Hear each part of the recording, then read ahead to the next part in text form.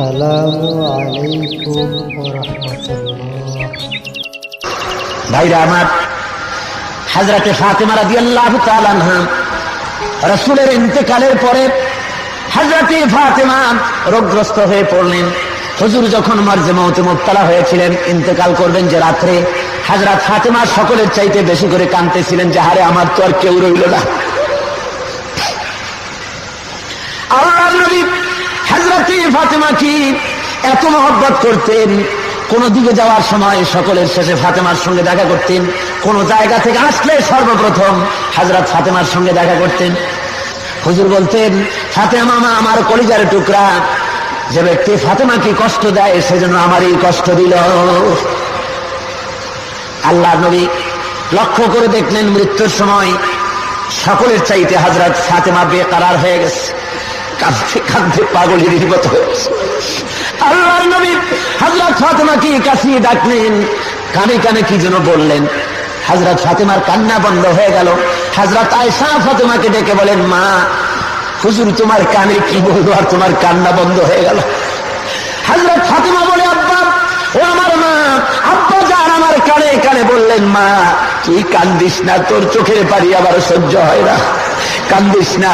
আমি মরে গেলে পরে তোরে সুখবর দিয়ে দেই, আমি মরবার পরে আমার সাথে সর্বপ্রথম তোমার সাথে আমার দেখা হয়ে যাবে।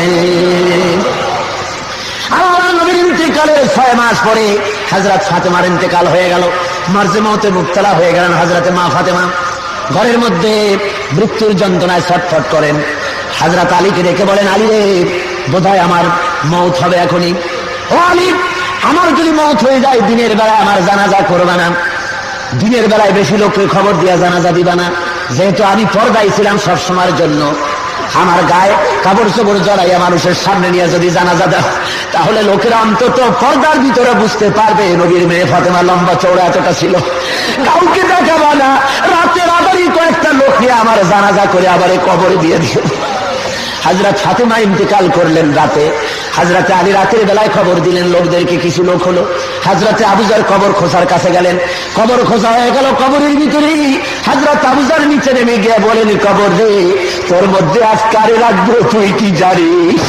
এরে কবর, তোর ভিতরে আজকে যারে রাখবো তিনি হলেন বেহেশতের সরদারিনী, বেহেশতের সমস্ত নারীদের সরদারিনী খাতুনে জান্নাত মা ফাতেমা।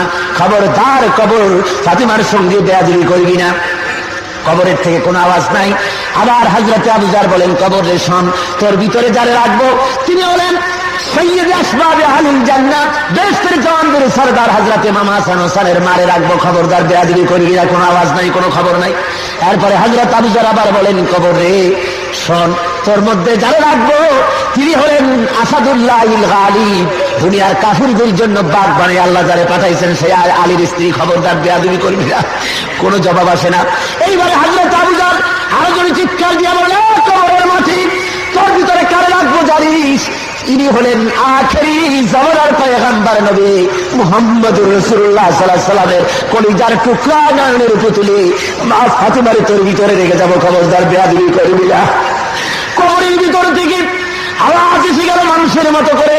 কবর ডাক দিয়া বলে, আবুজার, আমি ফাতেমা চিনি না, খাতুনে জান্নাত চিনি না, হাসান হোসেনের মা চিনি না, আসাদুল্লাহিল গালিব আলীর স্ত্রী চিনি না, আল্লাহর নবী মুহাম্মদ রাসূলুল্লাহর মেয়ে ফাতেমারে চিনি না। আমল যদি ভালো হয় জান্নাতের বিছানা কবরে বিছায় দেওয়া হবে, আর যদি আমল খারাপ হয় আমার কবরের মাটি পৃথিবীর এক প্রান্তে চলে যাবে, আর এক মাটি আর এক প্রান্তে চলে যাবে।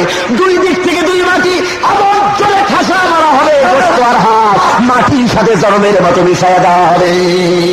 ভাইরা আমার, হযরতে আবুজার চিৎকার মেরে যে বের হয়ে গেলেন, জীবনে আর সংসার করতে পারেন নাই।